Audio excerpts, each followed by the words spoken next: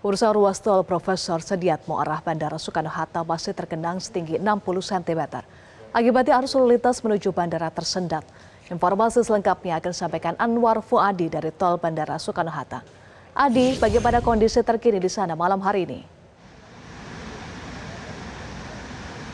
Ya Eva, hingga pukul 20 atau pukul 8 malam bisa disaksikan di belakang saya saat ini genangan masih cukup tinggi terjadi di ruas tol, khususnya ruas tol A arah Bandara Udara Internasional Soekarno-Hatta di tol Profesor Dr. Insinyur Sediatmo.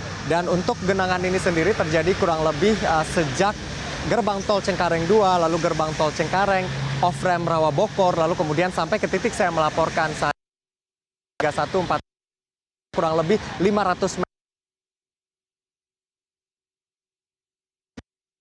Ya, ini bagaimana kendaraan menerobos genangan air yang cukup tinggi, yang ketinggiannya kurang lebih sampai lutut orang dewasa di kisaran 50 sampai 60 cm.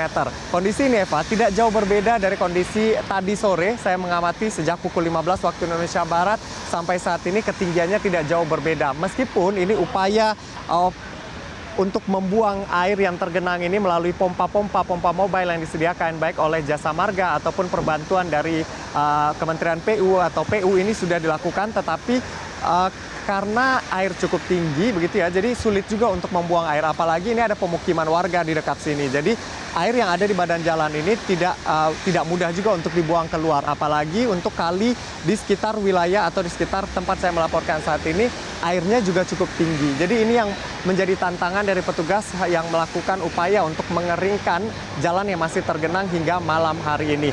Dan bisa dilihat juga ini pihak kepolisian juga berupaya untuk mengatur lalu lintas untuk mengurai kemacetan begitu ya, meskipun sulit karena ketinggian air ini menyebabkan terjadinya perlambatan kendaraan Eva. Sebenarnya sejak dari gerbang tol Cengkareng sampai ke titik saya melaporkan saat ini, 4 lajur ini sudah bisa digunakan. Arah Bandara Udara Internasional Soekarno-Hatta sebenarnya sudah bisa digunakan. Tetapi karena tingginya genangan air ini terjadi perlambatan kendaraan sehingga menyebabkan kemacetan. Dan ekornya ini sudah sangat jauh dari Jakarta Utara sampai ke titik saya melaporkan saat ini. Tetapi selepas titik ini ke arah bandara itu bisa dikatakan sudah sangat lancar. Tadi memang di dekat hotel ya, di kawasan perhotelan dekat bandara itu tadi juga sempat terjadi genangan, tetapi karena tidak terlalu tinggi jadi mudah untuk dikeringkan. Tetapi yang ruas ini karena cekungan begitu ya, ini yang menyebabkan kesulitan untuk membuang air keluar dari badan jalan. Apalagi di lajur paling kiri, bahu jalan, lalu 2 lajur di kiri ini cukup tinggi sehingga itu yang menyebabkan